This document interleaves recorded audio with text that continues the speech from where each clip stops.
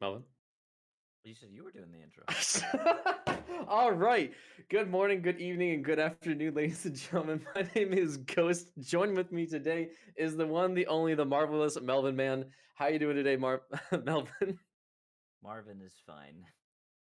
We're doing okay. We got LCG and Danger Doodles today. A fun match. I'm excited because LCG is a team I rooted for first hmm joining and hmm got called a traitor for it.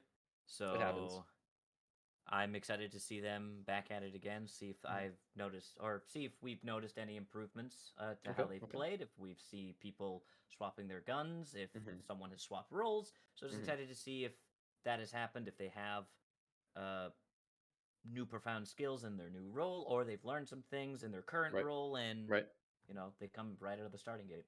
Sure, absolutely. And of course, Danger Doodles, very classic team. They've actually managed to get themselves a pretty good distance into this. And it looks like we do have the game already started here. So we'll go ahead and hop in.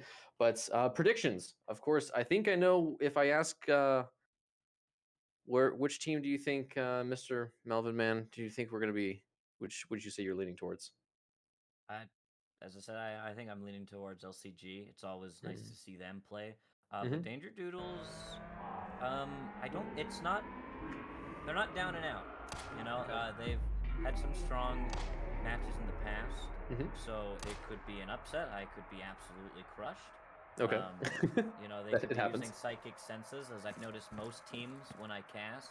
Mm-hmm. If I say, "Oh, well, we're probably going to see this round go in their favor," Right. It completely doesn't happen. flips. No, it doesn't Yep. happen at all. So it could Castus happen. curse. It's real. It exists.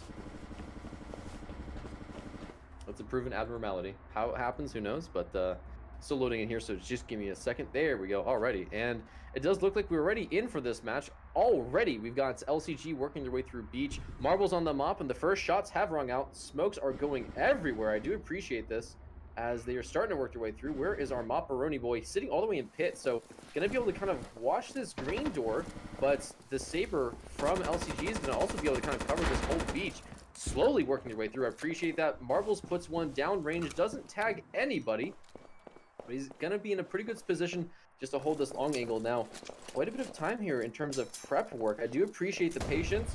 Again, another deep flash, but Ned just completely picks up two for his troubles, and I've just been kicked for apparently easy anti-cheat, so please, Marvin, cover me.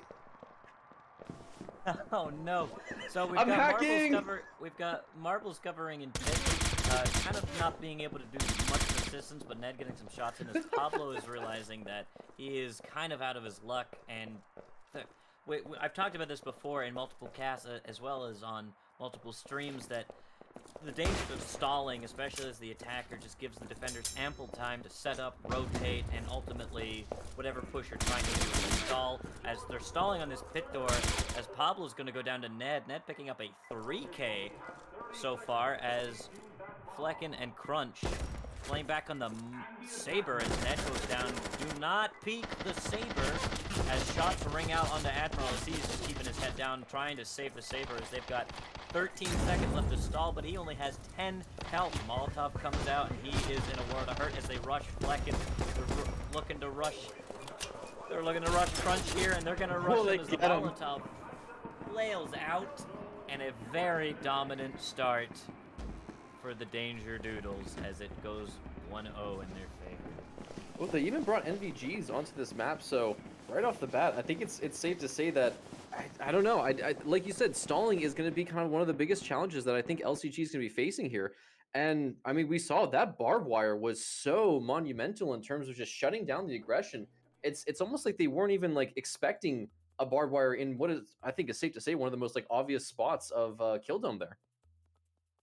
Usually in those kind of maps, what I like to do is hmm kind of put those barbed wires. Yeah, I probably wouldn't have put one in pit. Usually when I see, obviously, casual players are a lot different than you know pro our league players. hmm So when I see that, I see putting the barbed wire along the beach. So if they're trying to rush up there towards the bomb, that is covered. hmm But yeah, that pit barbed wire there was a really crucial It was pretty part in pog. It getting was pretty Ned pog. incredibly for Ned as he gets probably a very easy 3K with the Silence Gruber, which is arguably the best Gruber. Best Gruber. Oh, hands down, hands Arguably. down. Even though it does Operation absolutely nothing Pale but be Falcon, though. silenced. NBR map, and that pillbox. Let's talk about that pillbox real quick. They've got it marked, so they're wanting to they're probably going to get a cheeky pick, or at least attempt to at least get a hit, a pick, whatever they plan to do. It looks like they're just at least pointing out that, hey, if they go this way, we have line of sight on them. Well, I'm just So thinking, like, especially with a pillbox like that, there's always this conversation of like, do you need to have one guy in there, or is it worth your time to maybe just kind of bait a couple shots and then just immediately back off so it kind of slows down the push? You know what I mean? Because like I I mean, feel like without having the pillbox centered inside of C store, goodness, Kill House, it's kind of like if it was inside the map, usually you need to have at least one guy like in there. You know, you can't just ignore it. But if it's out there, it's not exactly nearly as like instrumental.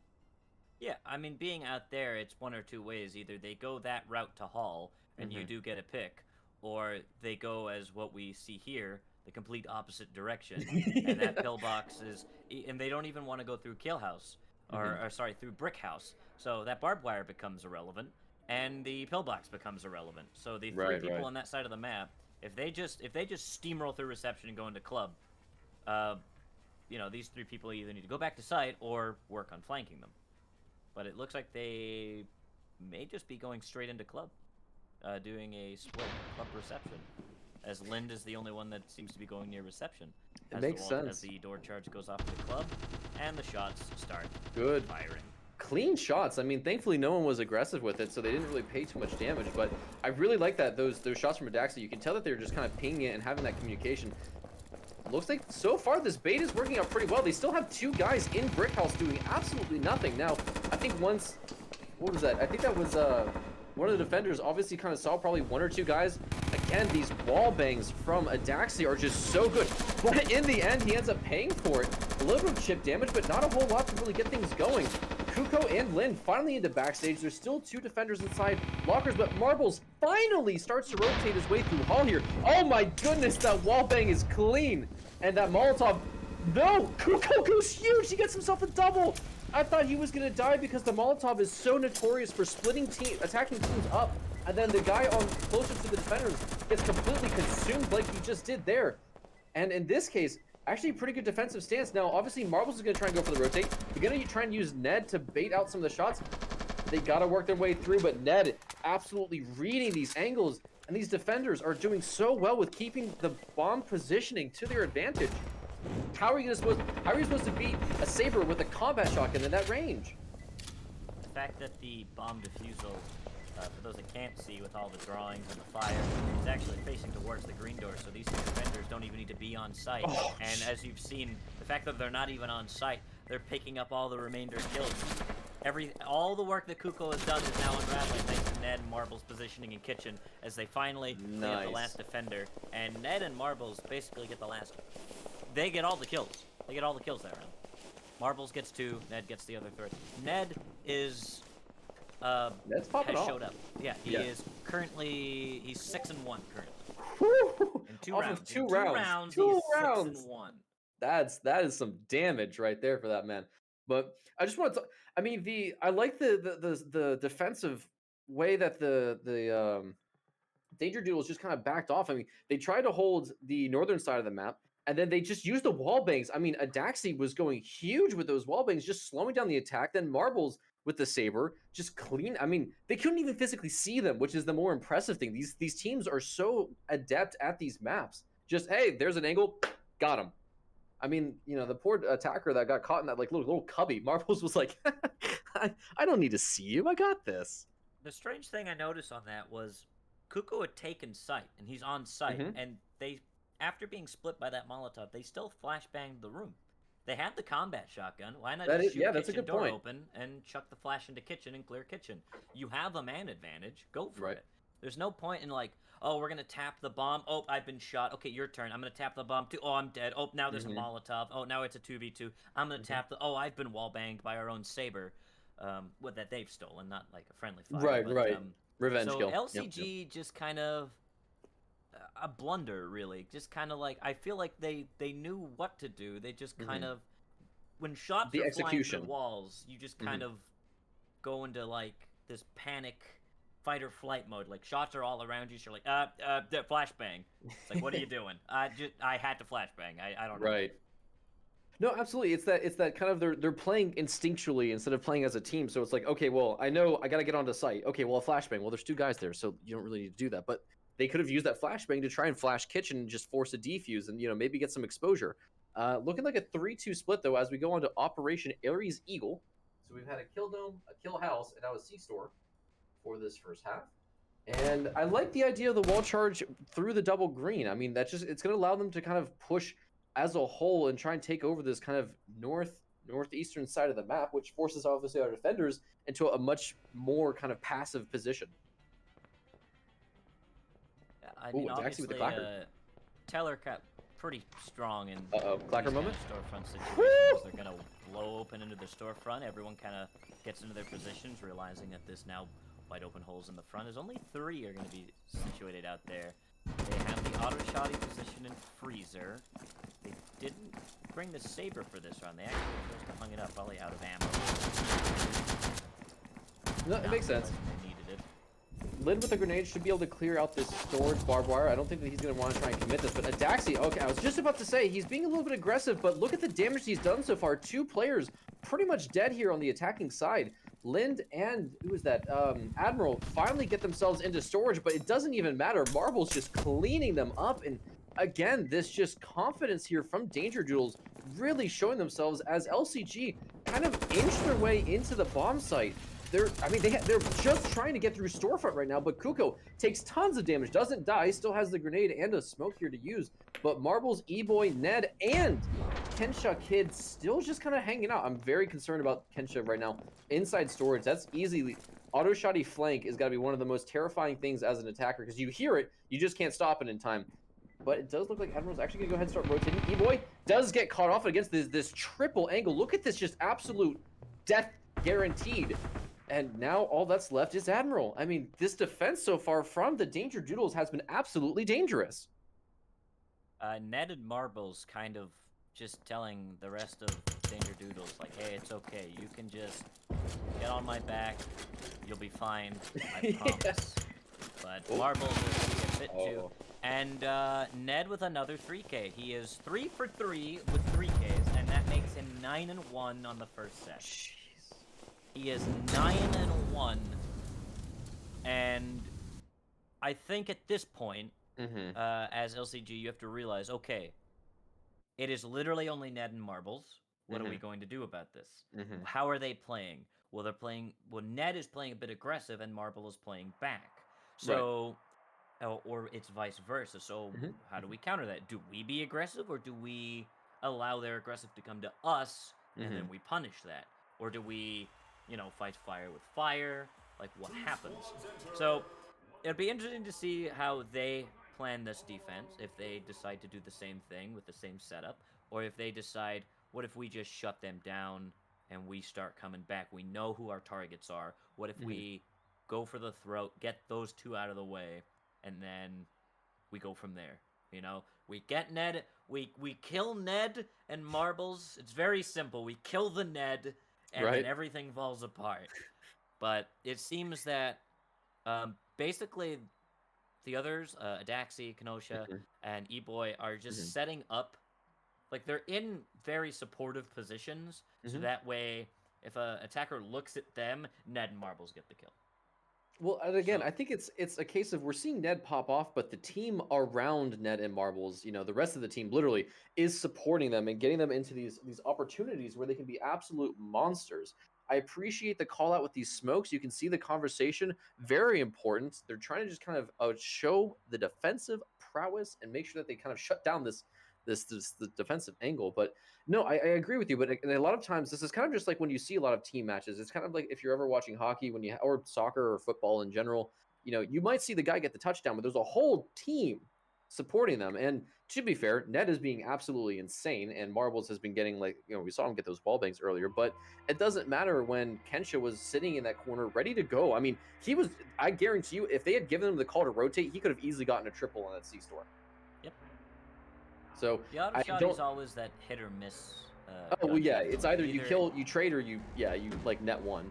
Yeah, you either will murder you'll be in such a great position and kill everybody, or you'll get flashbanged and And then die immediately. It's one or the other. There is no middle. Absolutely. But here we go. It's going to be 5 through the beach. No one to try and throw a Molotov on base, but Kuko's got a pretty good... Okay, now he's going to start looking. We do have Lind with the mop, and we do have Marbles with the saber. So already we're seeing kind of, again, that big gamble of all the power weapons getting used. The giant smokes do pretty well, except they don't land as symmetrically as I think they initially wanted. And again, we're going to have this kind of lockup here on the barbed wire. We've got the KR82U going to be sitting here. Lin tries to take a shot, doesn't connect anyone, but a wall charge flipping the script a little bit here as this castle gets completely breached and the attackers are just coming in and making it look like another day of the job. They're all dead. I blinked, they're gone. What happened, Melvin? Marbles and Ned. Adaxi got one. So it wasn't Yeah, all. Adaxi's on there. Adaxi's on there. So, Marble and Ned seem to be trading 3 kills. Very clean shots by Marbles. Basically, I think he won tapped Lin. Lin didn't connect their shot. And as you can see by the amount of HP that are left on the attackers, not much, except on the Ned, really, not much shots got to connect. Marbles and E-Boy essentially at full health. Adaxi over 100. I don't think they were expecting the wall charge. That caught them completely off guard. They probably were wondering, where is that going?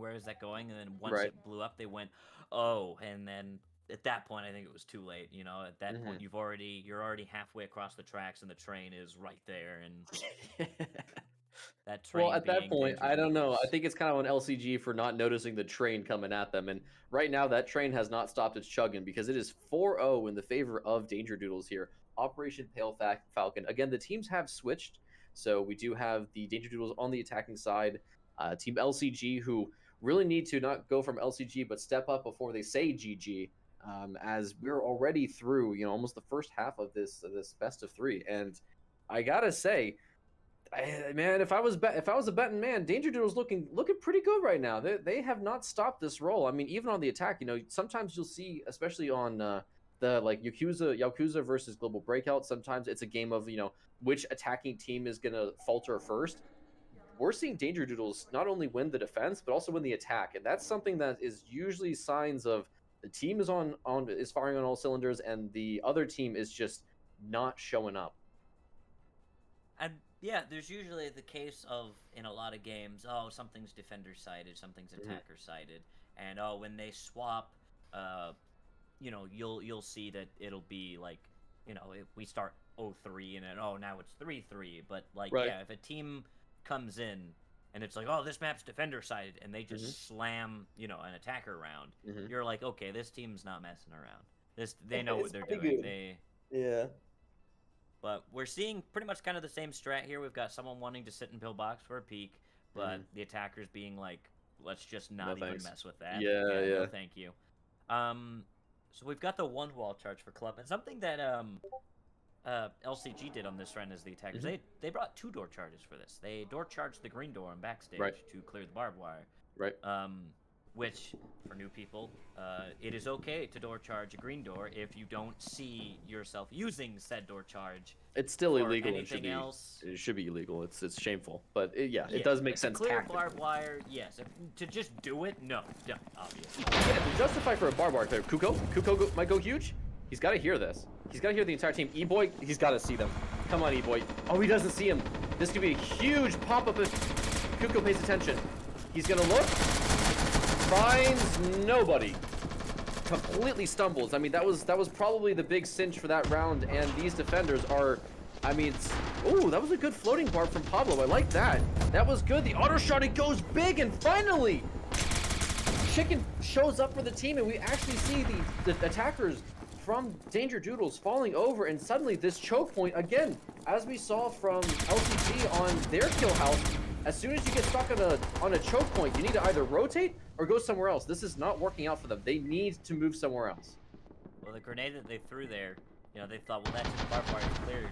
Very late barbed wire coming down has caused them to stall, and we see the dangers of stalling as, Ned picks up Flecken, but Lynn says, you know what, we want our auto. Double flashes going as E-Boy goes down to Pablo. Lynn coming into rotation, getting pushed, and Kenosha falls, and finally, LCG say, we're putting ourselves on the board. Again, I think that floating barbed wire from Pablo was absolutely huge because it stopped the entire attack and then it allowed these defenders to reset. And then, yeah, what was up with that double flash? I really didn't agree with that. I mean, again, you have one guy throw, the other guy's got his gun ready for whatever situation might come through that door, but that was just very poor timing on their side. Again, I would say it's almost uncharacteristic from Danger Doodles that we've seen so far. I think the double flash was intended for, I think one was supposed to maybe get its way into the doorway of kitchen to maybe get whoever was watching close, but Okay, they yeah, that makes probably sense. just, clipped the doorway or it didn't bounce as far as they wanted it to, and so yeah, Hmm. it looks like a double flash in the exact same area. But The risks. finally a round for LCG, and like I think the late, no, I'm not gonna say late because it was probably planned on holding that for the grenade, because they waited to confirm if someone was there. They do the late Hmm. barbed wire place. They go, oh hey, we got a grenade, huh? Sucks to be you guys, and they threw the grenade, get rid of the barbed wire, and then they threw down another barbed wire and went, yeah, sucks to be you Yeah, actually, and in a then reverse card. yeah, yeah, no you, and then they Hmm. realized, oh no, like now this is actually dangerous. Like we See, at don't that know how point, to get through that moment this. right there is usually the sign. At least when I was used to do in game IGLing, is like, okay, they got a barbed wire, and we're pushing into a funnel. Again, there's two things that you want to do, or there's one thing you always want to do as attack, and you always want to do as defend. As defend, you want to get them into a funnel. As attack, you want to avoid a funnel. Now, to be fair, both bomb entrances, into kitchen was literally a funnel, and in from backstage was a giant funnel. But at least it kind of creates some opportunities where they might have been able to rotate and then maybe pick the guy that was sitting in that hallway slash kitchen. And then, okay, well, there's only going to be one guy, and he's going to be sitting bomb. So then we can try and split it, and two doors. Then the odds of him guarding both are literally impossible. But anyways, that's besides the point. We're here on C store, and it looks like it's going to be a northern office push, which is kind of what you would expect, since obviously the wall charge was used on Kildome. And it does look like we might also see a shed push, which I like because there's no reason for them to do a 5-man conga line through office. That's absolutely silly. And that'll give them a pretty good control over, assuming, knock on wood here, everything works out for them. They'll give them not only power control because of the power and freezer, but also, a more comfortable east to west push with the bomb kind of centered in the middle. And Marbles is actually pushing from the green shed here, so I'm very curious. I mean, it makes sense. He's got this blue window that he can utilize for his trouble, but they need to clear this barbed wire, which there goes the grenade, and gets both, actually, which is quite nice. Ned just comes in and completely annihilates Lind, but it's just another day. Adaxi watching the rotate from the auto shotty. He's going to try and get the door open. Floating barb does get it cleared, and again, these attackers are just making short work of this, and now there's only one defender left with an auto shotty, which he can make it happen, but there's a problem because Marble's got the saber. And that's exactly what happens when you try and push a saber with an auto shotty. At least, unless you're global breakout. When you have a shotgun as the last alive in a 1v4, especially if they're staring at you, teller, you are most likely not going to make anything happen. Unless you're Chrome Sugar or Foom.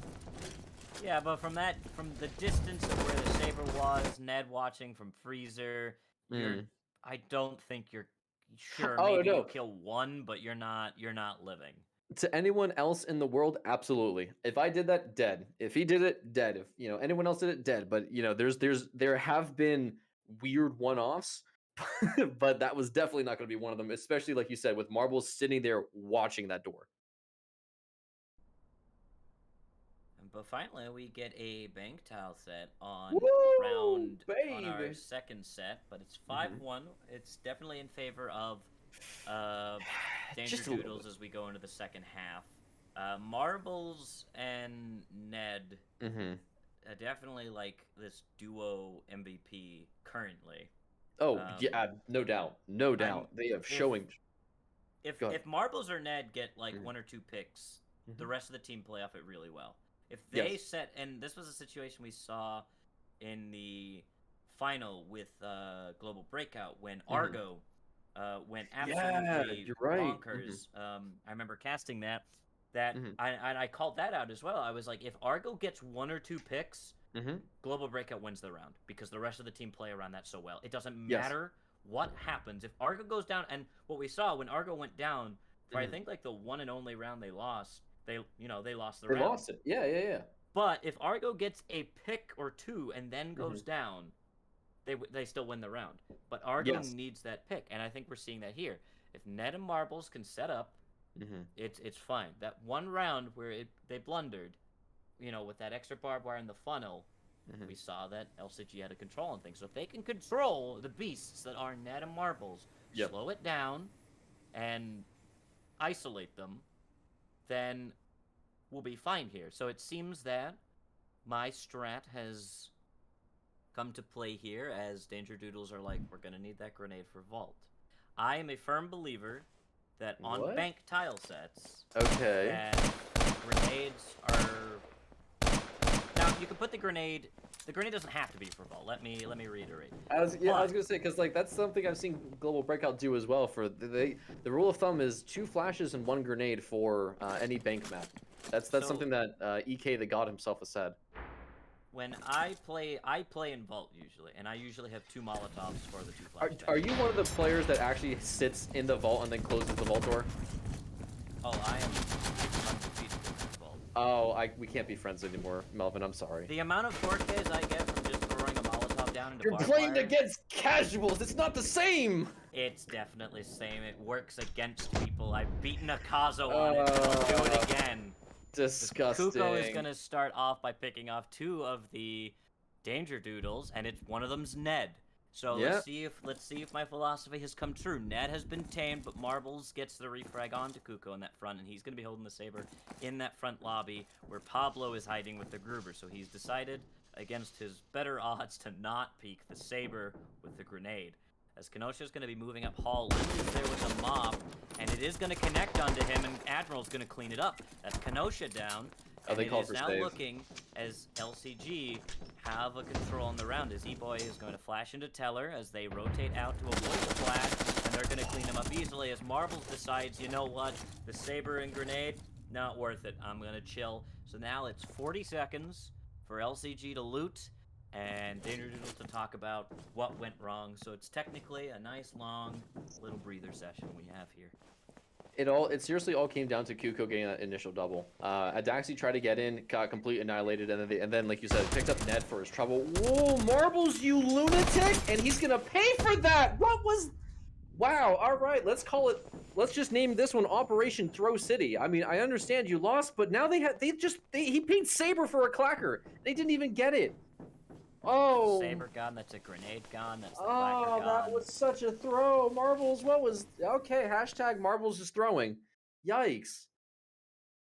Wow. I saw what he was Resident trying sleeper. to do, like, I get it, but you're playing against League people who know that that's a clacker out there, we can see it, so he's probably, if he comes back for it, we're gonna get him, and you have 2 people watching that. I think, at that point, and he had That no was utility, he had no bad. smokes, he had no flash, he should have just said, Saber and grenade's worth it, we have 1 more clacker, it's fine. Absolutely. And it's not like they aren't up a bunch of rounds anyways, and they can sacrifice 1 clacker for a potential 2 or at least maybe even 3 more. I mean, guys, it's 5-2 right now. You're in the driver's seat. There's no reason to get that greedy. I mean, that was almost like disrespectful, like, oh, you won't get me. I'm Marbles. Psh. And there was 2 of them sitting there going like, yeah, we can. We can still hit our shots. You're just kind of, your team's synergizing a little bit better than us right now. I mean, wow, We saw them set up in lobby pretty well there, and it shut down whatever push they were going to have. Yikes. So Ned falls first, and as we saw, that push in hall wasn't working. It flundered. No, After it that. just took too long. They slowed down, and then again, all about that slowdown and bleed time. They weren't able to get in and do anything off of it. Yeah, and Yep. we see the Ned pick, Mhm. and the philosophy is true. If Ned falls, or Ned and Marbles fall, Mhm. as do Danger Doodles, as it kind of seems. So let's see if that trend continues. If LCG kind of has some, the engine is like getting some life. They finally got a jump start. They're trying to rev it back up. Let's see if they can keep it going, make it 5-3, and start for a comeback. Maybe at least bare minimum they look for a tie, or they come back and they make it 6-5. Who knows?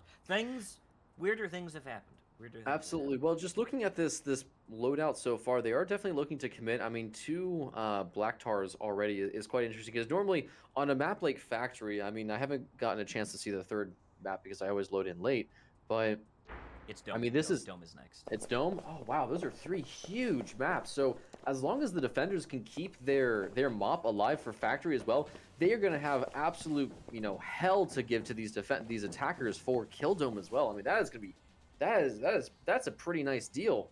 They got rid of Saber, they got rid of a grenade, and now there's only going to be one charge left here for the attackers on this next Kill Dome. So right off the bat, Kuko and I believe that's Admiral, or no, that's Flex Chicken. He's setting up an office. There's the commit. Knack 11 tries to go huge, and Kuko finally falls down after this weird little shuffle. Oh my god, those Molotovs are so good, but they don't get anyone, which is insane. I mean, just look at how much fire is currently on the floor here for this office position. Good smokes, but they're kind of smoking themselves off, so they don't really know what's out here in the rest of the map. Pablo doesn't see the rest of this team and falls over. One defender still left in the corner of Doc, and now we have two left. And what was, I think it's safe to say, a pretty safe round here for LCG has been completely flipped on its side. We have like 4 different attackers below maybe 35 HP, but all you need is 1 HP and a dream to stay alive and maybe catch some players. The defuse is going to go out. Marbles gets them, and they might pay for their life, but no. Great. I mean, great synergy. And again, that communication from... Oh, Marbles is chasing. Does Lynn know? Lynn's got to hear him. Oh, okay, there we go. Good. All right, Lynn got marbles. I was about to say that was about to be very, very rough if he was able to get him. But a great play from Danger Doodles. I was a little bit worried when they had those Molotovs. Had those Molotovs come in maybe 5 or 6 seconds earlier, oh my god, the damage. I mean, we would have seen an attacker barbecue, and the defenders would have gotten a nice, tasty, free round there.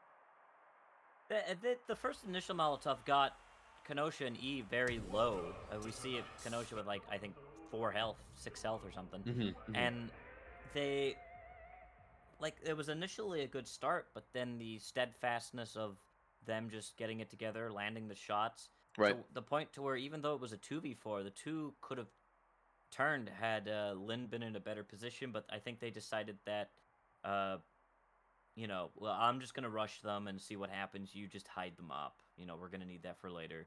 Don't give that to them. So they still have the mop for Thankfully, they managed a very interesting kill dome where you're kind of safe up there in that little jungle area to kind of watch over near OBS and the jungle entrance. If they storm pit for power, if they still have NVGs, it could be a beach power split. They still have the clacker because they won that round very handily. Well, not very handily. It was very close, but so we're going to see if maybe they do go for their power play here, or if they just decide we're just going to go straight for beach into pit and kind of split from this beach pit. Not mentality. This beach split strategy. They do have some warnings on beach, assuming that maybe thinking someone's going to be there.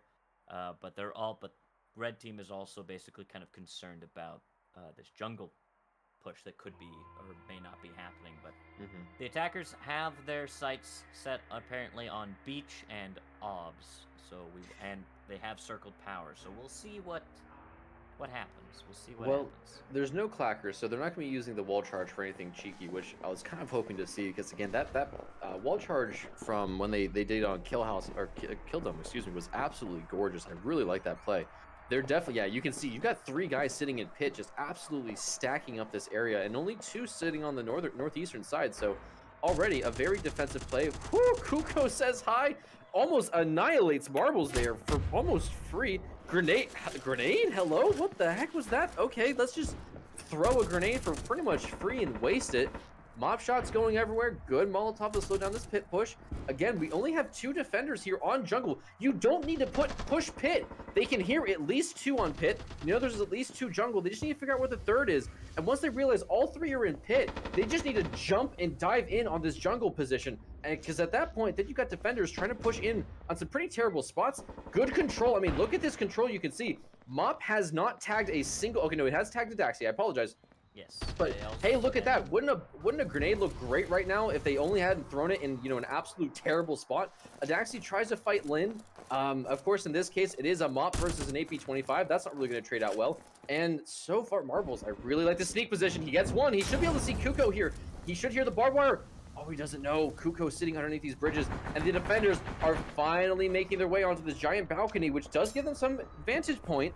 But again, these attackers are already kind of stacked up and they're aware of it. So we might have a rotate. Who we got? We got Chicken, Flex Chicken. Does he see E-Boy? He does, but no, he does get him. Okay, good picks. So far, so good. 3v3 still. But again, a huge defender advantage here on the health point. Ned finally gets on top of that bomb to start defusing. Pablo and Lin are going to have to hop down. Great control from... Oh, I say that, and then they all die. Kenosha Kids, the last man alive, has got to try and clutch it out here. He's got the time, and there's a pretty good defuse set, but not a lot of control. And wow, talk about a reassertion of dominance from LCG on that bomb site. Pablo realized that Marbles and Ned were still alive, and he went, our win condition is to kill them, I will do that. And he won his 1v1 on Marbles and eliminated Ned on the defuse. The grenade, the initial grenade I didn't have a problem with. It was clear, it was basically just allowing them to get to base control, which, I mean... They had a smoke, though. They did, which could have been used there, but I think they were just concerned that someone is just going to be there. This is just going to eliminate the shots. Like, he will have to move or he will die, rather than a smoke, and then whoever is in that smoke can just realize, well, I know that they could be in that general area. I'm just going to keep shooting. The grenade will force him to move or die. So I think that was the plan. I don't think the grenade necessarily should have been used on OBS. Their focus wasn't OBS. It was never OBS, and that's not what lost them that. So I don't think the grenade play had anything to do with that. I just think in that round specifically, gunfight-wise, LCG won it. They got tagged enough. Absolutely. Lind hit some mop shots. I believe Pablo got some tags in the beginning. So by the time they finally got there, they were low enough to where Pablo was like, I can win these. So he was very confident when he took his fights. Adaxi, falling to one shot on almost any gun. So really, it was a solid push from LCG. It started to stall a little bit, and then I think, this is like a 5-man going through loans, just by the way. Yeah, I meant to say the push from Danger started stalling because they were the attackers. I got confused looking at the blue on the top. But their attack was going pretty okay, and then we saw the danger of it kind of stalling a bit, and then so interesting wall charge. Yeah, this is a 5-man into loans with the idea of using the wall charge to get to the button. Now, I want to point this out. This is match point for Danger Doodles until the game is over. So at best, LCG is fighting for a tie. At worst, they lose. So I mean, that's a pretty hopeless odds here for LCG. Now again, all Danger Doodles has to do is just win. They win one round, that's it. Again, they go up on the board and they're good to go. But this is a 5-man into loans. It's gonna be kind of weird because again, you've got this like absolutely monstrous like kill zone here for the defenders to utilize. But look, we've got two defenders in lobby. They're not in a good position to try and slow this down. Now, I would think that as soon as they hear all the kind of stomping around inside loans, we should see the rotate. Marbles is in a good spot for a mop shot or two, but here comes this wall. Where's this wall charge? Okay, Pablo's still holding on to it. Shots are starting to ring out, but so far so good in terms of just kind of testing each other here. Kenosha Kid's starting to get himself on the rotate. This wall charge is going to be really important because we've got 3 defenders here in the lobby. They're not going to be ready for this. They have stacked up. Here comes Ned. Okay, one man pays for it. The vault does get open, but E-Boy still holding it with the Molotov. And we've got 3 defenders here. Oh my god, Ned, again, as you said, as long as he gets one in trades, then they're good to go. And now this entire attack has been completely thwarted. LCG right now looking like they're going to lose this map. Ned realizing that they were still pretty close to the breach, and the Knack being very good at close range situations, swings and picks up 2, and Marbles is going to pick up Kuko there, as it now just leaves Fleck as the last one alive, and he's not going to win his fight with the Daxi in lobby. It's 7-3 as LCG try to find footing and ultimately slip. Yeah, try to find footing, slip, fall, and then ate dirt. That was dominating from Danger Doodles. Lynn saying go go go second game right away. He's Let's foaming at the get it. lips. He's foaming at Let's the get it. lips. He wants blood. But that's going to be a 1-up. As we talked about in the beginning of that, I want to Mhm. talk about a little bit, and we've talked about it for the entire thing. Um, Ned and Marbles are literally this catalyst right now, and Oh my God, yeah, absolute we game saw changers. that if they get a pick, the round is theirs. If they go Mhm. down, the round is lost. And it's not like we're just guessing at this point. We saw if they went down, 3-7. You know, three. We saw them go down 3 times. They Mhm. lost 3 times. They get a pick. They won 7 rounds. So as long as they can stay alive and do what they need to do, Mhm. they're going to go through and be just fine. They're going to be absolutely fine. Ooh, And cat I pog. think hoping going into the next game that LCG realize that and they go, Mhm. it's Ned and Marbles. We've seen that. Right. They are destroying us. They are the Yep. fast ones. If we can just counter that in any way, Mhm. we will be set. But how do you counter that? Usually you have like one guy that's absolutely popping off and like, okay, as long as we shut down this one guy, we're good. There's two of them. This is getting outrageous. Now there's two of them. Yeah, I mean, if they find a way to separate, like maybe Mhm. they stall, like as we saw in the kill house, one of them was able to rush in, Mhm. and then they Molotov the rest of the team out. Maybe they can pick up somebody that way. However, as we saw when that split happened, it was, I believe, with Kuko, he took site and killed the 2 people on site single-handedly. So the split didn't even work. And What do you do? Yeah. but it ended up working in uh, I believe it was LCG's favor because they were just holding in kitchen Right. and basically just held the bomb and just fired into the. No, it was Ninja Doodles. They were holding into kitchen and Mhm. they were basically they didn't even have to be inside. They're like, oh, you're defusing, wall bang. Okay, cool, you're off the bomb. That's when you know you're in a bad spot when you're just trying to push onto site and like the walls are shooting at you. It's like, well, I guess I'm just gonna die then. Yeah, I mean, there's not much you can do. Killhouse is basically this king of wall bangs. If you know they're Mhm. in that certain hallway and you have the ammo, light it It's up. gaming time. Yeah, You absolutely. might as well. I mean, at worst, like at worst, yeah, you don't connect a shot, but you stall. You cause Mhm. them to stall. But at best, you either get a kill or you still do damage. So when they finally get through to you, a gat will finish them. Right, right. So we're hoping to get ready to go into game 2 here and see if LCG have learned that the bane of their existence are 2 men named Marbles, Mhm. and I can't believe I forgot the other one's name. I'm Ned. Ned. Thank you. Very good. And so Wanna real hopefully quick though, they we have kind of a switcheroni here. We've got Marbles saying that Ty is subbing in. Ty is subbing in for Marbles or I just see that it says Marbles today at 1:18 p.m. says Ty subbing in for who? I don't know, but I mean, if he subs in for Marbles, that could be the catalyst being thrown away. They well, could you be still have throwing Ned. away my carry. You still have Ned, and so that just puts True. a lot more pressure onto Ned. Hmm. I mean, we saw the first set. He went 9-1. So it didn't matter. Yeah. He literally went 9-1. He was the team for the first 3 rounds. After that, the rest of the team were like, okay, yeah, we know how to play this game too. It's not just Hmm. you, Hmm. hotshot. Um, so Ned, we've seen Ned has the capability to just kind of solo carry for a little bit. So we'll see if he is able to do that, or if Marbles is, that Game subbing him. is for someone else. Yeah, yeah, yeah. Um, we'll see if it's still the dynamic duo there. So then, I guess my question to you, Mister the Melvin Man, how are we supposed to? I mean, as LCG coming into this next map, right? We've talked about trying to split them up. That may or may not work. But what about their overall playstyle as a whole? Because my thought is usually when you're dealing with someone, one player or two players that are just absolutely going ballistic. Usually the best pack strat sometimes is just wolf packing into an area. Go, hey, we come in, we go aggressive, and then we slow down.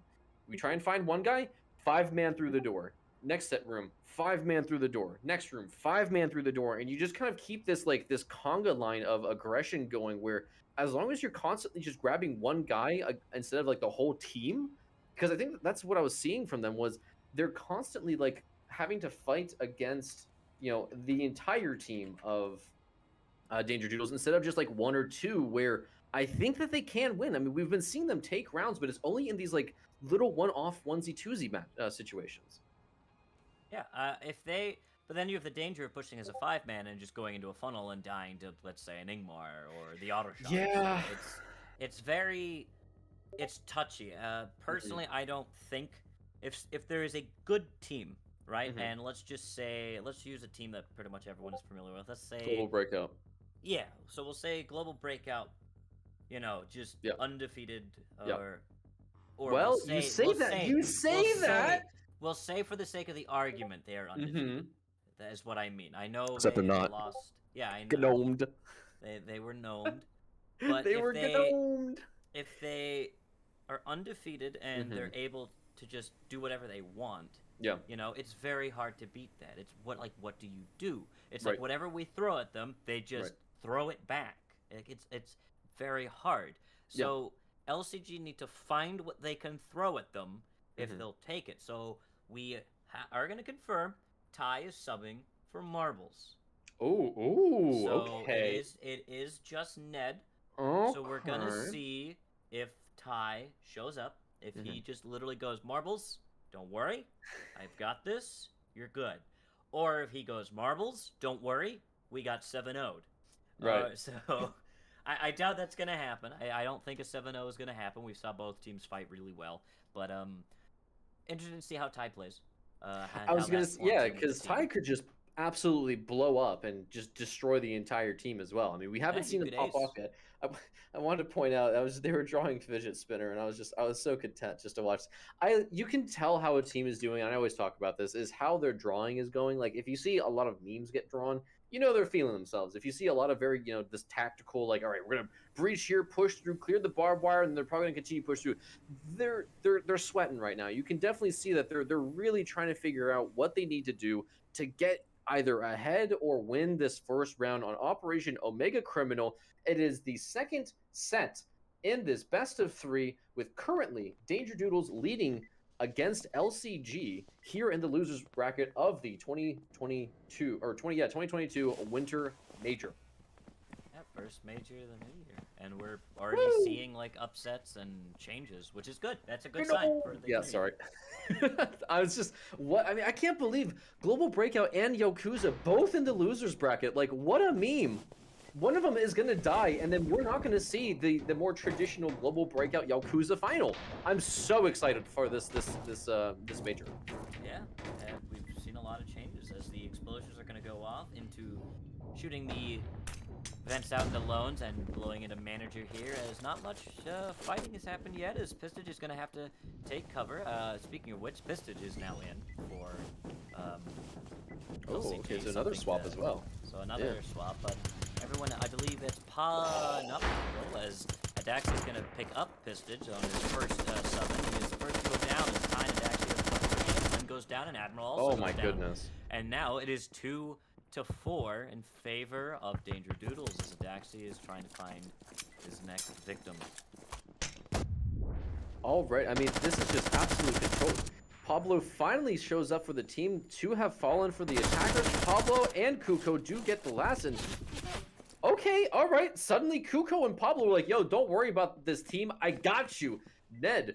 Now, in this case, he's the last man alive instead of the first man to die. So I'm very curious to see how he's going to be able to... He's got the health. He's not dead just yet. He saw Kuko jumping around, so they know where he is. Pablo's going to be sitting in this really small corner. Okay, I just saw this. We saw it from the first-person POV. We did actually manage to get...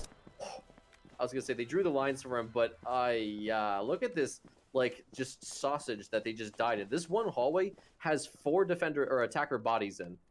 Not one of them was able to get to the button. That is nuts. Pablo and Pablo secures Mop. That's huge. They didn't lose Mop this round. Yeah, Pablo gets tagged, but brings 3 with him, and he's going to start 3-0. And LCG strike first.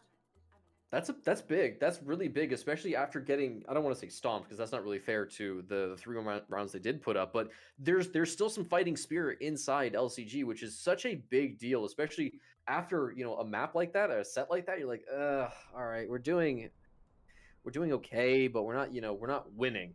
That went from a pretty clean, and I think it's safe to say huge loss for LCG to Pablo and literally Kuko just popping off and going huge for their team. The importance of having a good funnel and how Yes, quickly it can turn. Um, absolutely. Also, a thing for newer players to understand as well, that just because you're down and you're a defender, you don't have that much health. Um, Making the attackers come into your territory, like Hmm. basically a case of like, oh, I know I can win the gunfight, I'm gonna swing them, which I see a lot of new players not understand that. No, you don't That need to swing. Yeah, you don't. You It wait ain't for them about to that come to swing. you. It don't mean a Yeah, thing. yeah, it don't mean a dang thing.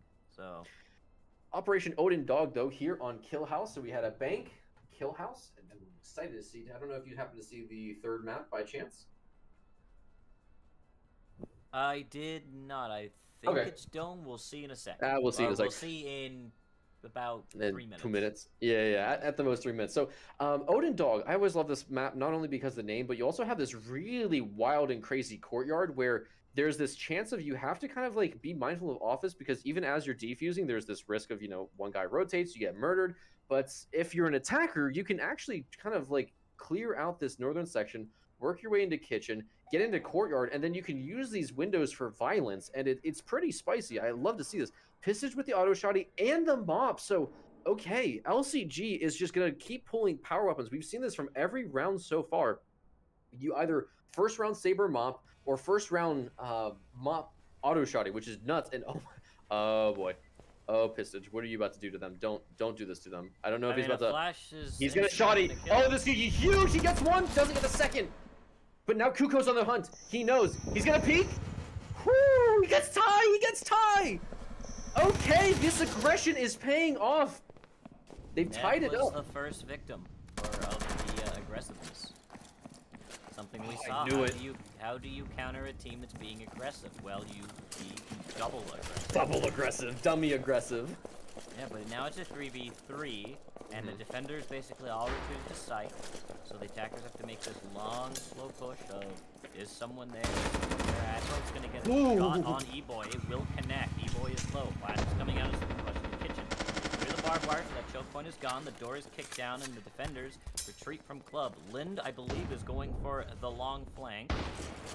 He might not have enough time, though. Oh no, he's gonna sit in office and cover the bomb. He's gonna get a shot onto E-Boy through office. And now Kenosha and Adaxi are on site. Pablo is dead. Lind still covering office. Kenosha probably now realizing where Lind is, and he's gonna get some shots through into office. Oh. They are not gonna connect, and Admiral gets the shot with the mop onto Adaxi. It's now up to Kenosha. He has a flash and a smoke. Flash onto site is gonna actually connect nobody as well as the smoke. As Admiral and Lind all give sight. Lind is gonna blind fire. And I believe the door was open, actually, so I think he just connects the shots onto Kenosha. And a very different LCG. Yes. To secure round number 2. A very aggressive LCG, too. I think that door open from Pistage, I saw it. As soon as he sat next to that red door, I was like, okay, there's no way that you're going to be sitting there unless you plan to go for something aggressive. And I think that was great. Kuko wasn't in the perfect spot, but it was just enough to get tied, which, again, that set up such a great kind of timing attack for them. The only thing that I saw as the real kind of linchpin, if you will, was when they finally got onto site, it's like, okay, we never cleared the eastern side of the map, and that's where the mop is sitting. And mop has that line of sight from the first blue door or blue window into bomb site, so he can watch that angle pretty well. And it was very good to see Danger Doodles be able to claw that round back from them. I mean, they tried so hard, but in the end, it didn't even matter.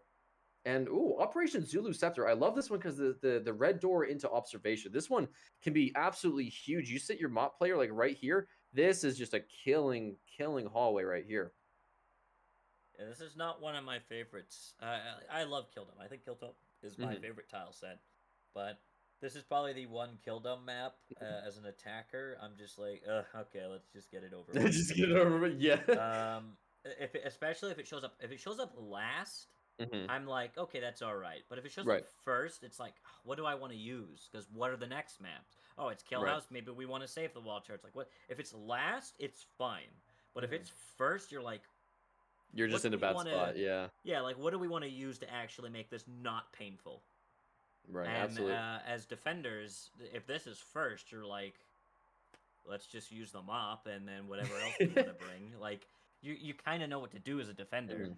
Uh, but you know, obviously it's flipped at the end because you're like, oh crap, we only have like 2 barbed wires because we used them all Mhm. on either bank or convenience store or whatever. And it's like, this is such a weird bank or a weird kill dome tile set. But since, as I've said, it is last for the defenders or the Mhm. attackers, they get to kind of basically be like, what do we have left? Let's use it.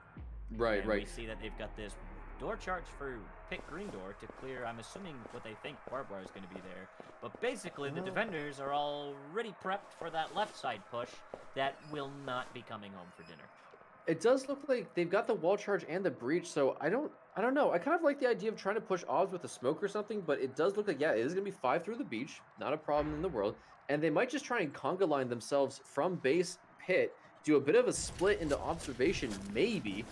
We do have a grenade from on Kenosha Kid, so he should be able to clear out the barbed wire where Lind is currently sitting and playing at, but pretty much free all the way up to pit. Now this is gonna be the real thing. Okay, barbed wire to clear out the northern pit.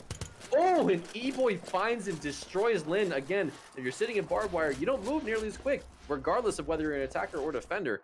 And now Kuko does have line of sight. He does see these guys pushing in, and that should tell Admiral that they're going to be having stacking up. There's the barbed wire and Lin, like it. And yeah, Admiral needs to get a couple shots off. He doesn't. Pablo gets 2! That is huge! The entire push has been completely stopped. Now Ned needs to go big. Finally gets Pablo out. No power on these attackers, which is fine, but it's still a 3-on-3. I would say probably attacker advantage just because of the saber, as well as the utility that they still can pick up from their fallen friends. Pistage trying to keep themselves going, but again, they have to walk through this one door. Power finally gets hit, wall charge gets open. There are no flares, but again, they still have to hop through these funnels, and honestly, this angle that they've opened up doesn't really help them that much. Adaxi is going to have a pretty good position for this. The smoke, the respectful smoke, because they know that they have to get through. Saber finally making some return on investments here. As Kuko, no, hang on, it's not done just yet. There's 25 seconds still. 2 attackers they have to get on bomb. They need to make something happen here, but the defenders, they know. They just have to bleed the bomb just a little bit longer. Good deep smoke. Here comes E-Boy. He's starting to defuse. One of these defenders has to come out, but they got to deal with the Daxi. They need to get rid of this Saber player, but they haven't. Here comes the commit. Admiral does get it. There's 5 seconds. Hang on. Can he stick it? Oh, he just barely gets it with a couple seconds left, and that was a lot closer than it really should have been. Daxi goes for the peek against Lind, and Lind is able to tag him, but obviously not a fatal enough blow. Daxi just needed one shot with any pistol, and he would have gone down. Incredibly close round. Way too close. Really good plays by the defense, and then offense swinging back with Ned rushing in and getting his pick for his 2 fallen comrades. And I think finally, that was a round that Danger won. I'm gonna say kind of without Ned. Ned only, I believe, got 1 pick, and the rest kind of did it. So they were set up really well. I think just by each other. They all played off each other really well. It was a good plan. They stuck to it. They did everything that they had to the T. I think the power being cut off was maybe a last-second decision. I don't know if that was really part of it. Yeah. But that didn't feel like it was part of it, but they won, so I'm going to say it worked. Regardless of if the power being cut made it work or not, it worked. I do agree with that. However, my only thing is they didn't push for power any other time. So I mean, even if they were going to go for like, hey, it's last round, grab the swag NVGs just in case. I don't know. I didn't really feel comfortable with that wall charge position, especially because it's like, well, regardless of where who was that? I think that was a Daxi with the saber. You know, regardless of which side he peaks, the mob can still kind of comfortably flick to him. I mean, if you're really, drinking your gamer juice and keeping yourself hydrated, it's not like it's a really difficult peak or flick to go from the observation wall charge location to the blue or the blue door. From observation into jungle. But they managed, like you said, they managed to make it work. So who am I to judge? We have swapped the teams, and I do want to point out LCG, for the first time in this series so far, is actually leading against Danger Doodles here, coming into the rotation or the swap. Yeah, and we're gonna see if they can keep that going.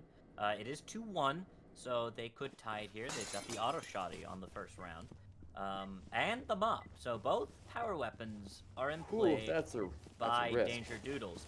If there was ever a round for LCG to win, this is super important to win. If they can knock out both power weapons, it doesn't matter if they get them for themselves. Kenosha Kid.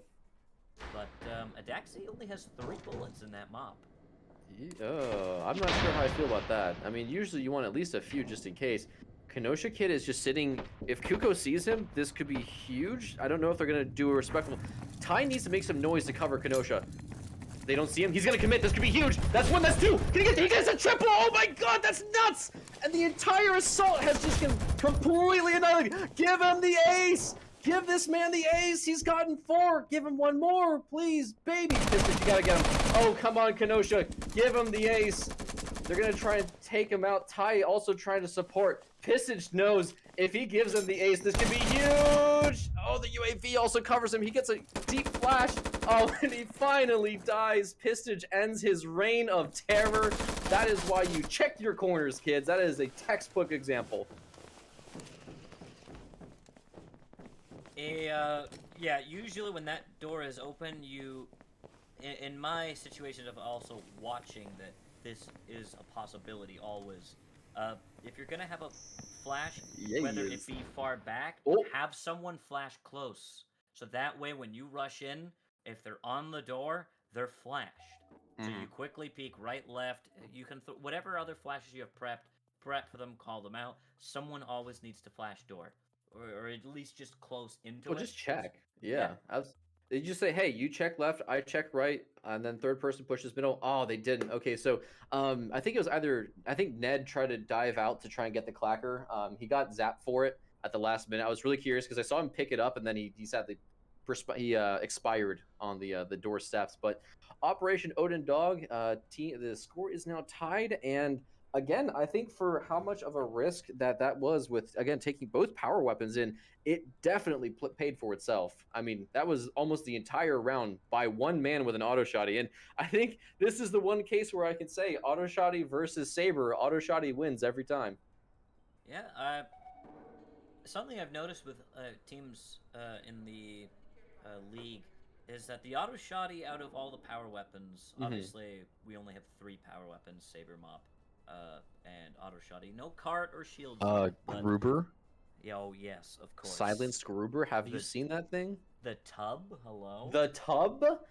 Especially when you're like 3 feet away from someone and you aim at their head and you fire and then they like laugh because it fired confetti. Have you seen the balance on that thing? It's insane.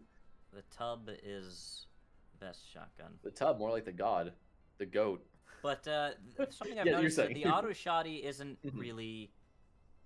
It's not utilized in the way that we think it would be. Oh, we're going to hold close. The auto shotty is used more as, do we really need it here? No, and they look past it. The auto shotty is used, as we've seen, to be aggressive. Are they outside that red door? I am rushing them. Yeah. The auto shotty is basically used to counter aggressiveness, as what we've seen. And what I've also seen from casting multiple league games recently, countering that aggressiveness with, all right, we're stacked up, ready to go. Okay, prepping, flash, and we're all dead. Yep. So we're going to be interesting here as Kenosha is actually getting ready to be aggressive outside of kitchen, and LCG's like, we've learned our lesson. We are going nowhere. Yeah, they were ready for that one, yeah. But we also notice that everyone is on the aggressiveness. They're not playing really far back. They are far forward. We got an office wanting club. Kenosha and back on Brick House as shots are going through, and Kitchen is taken without a single casualty. But Pablo is low on HP, so some shots did connect onto him. We get a shotgun, get a late barbed wire down, so now comes the choke point of the century. Grenade. They do have the grenade for it. There we go. And that's going to clear it, so all that is gone. Auto shotty, here we go again. And Lind is going to go down. Oh, Pablo God, goes he down. did it Admiral again. goes down. Kenosha is now 7-1 with the auto shot. 2 rounds. Ned versus E-Boy and Kuko. Pistons are going to connect with their own fights. Kuko going to pick up Ned. UAV going to zap E-Boy. Don't be near the window once it's broken. So they can see you and can zap you. Now a 2v3 with Kenosha. Ooh. Pretty low, under about half health, as Kuko is going to pick up the knack and attempt to, you know, fire it back. Ty rotates back into club. Daxi holding club, and now we've got a nice stall in kitchen. I was gonna say I saw a Daxi. Oh, hang on, here we go. As I was before we even get started. Wow. Okay, well, never mind. I was gonna say a Daxi started to kind of mag dump the office, and because Ty started to shoot like towards the reception, but I think a Daxi thought that someone was pushing into the green door here in office, but almost lit up Ty. But wow, Kenosha, you want to make like a tutorial on how to use the auto shotty, because dear God, this man is making a tutorial video with this series called "Why You Should Respect the Auto Shotgun," a funny story about flashbangs and how they don't work. I mean, oh my God, you said 7-1 with the auto shotty, right? Yeah, he's 7-1 right now. That is usually, I mean, you've seen it. Usually you like either you trade or you get like you net one and it's like, wow, that was a great pick. This man has almost aced and then got a triple with the auto shotty in back-to-back matches. Yeah, and Insanity. Even if he was out of ammo right now, it's the auto shotty's done its purpose. It's done its Oh, purpose. absolutely. It's an absolute wonderful trade, and I think he's dropped it. He just dropped it now, so I'm assuming it is probably out of ammo. So he's gonna either probably pick up another close range gun, whether it be the Tub, a Gruber, or I think he's gonna still be playing close and being aggressive. But his aggressiveness worked. It's definitely brought Danger Doodles back, and now the lead has swung into their favor because of Kenosha. One man, one auto shotty, yeah. Kenosha's auto shotty plays have swung and turned the tables, and this just goes to show that while, yes, we were talking up Ned and Marbles last round, it's now a new star. It's a new star, and Kenosha has basically decided that they got the limelight last game. Now it's my turn, and I'm going to murder every single one of you with this auto shotgun. And he's making short work of anyone that goes near him. I mean, holy cow! Kenosha is almost making it like, hey guys, maybe we should give the auto shotty a third magazine, because clearly it works pretty well, and only having 2, maybe it isn't that balanced.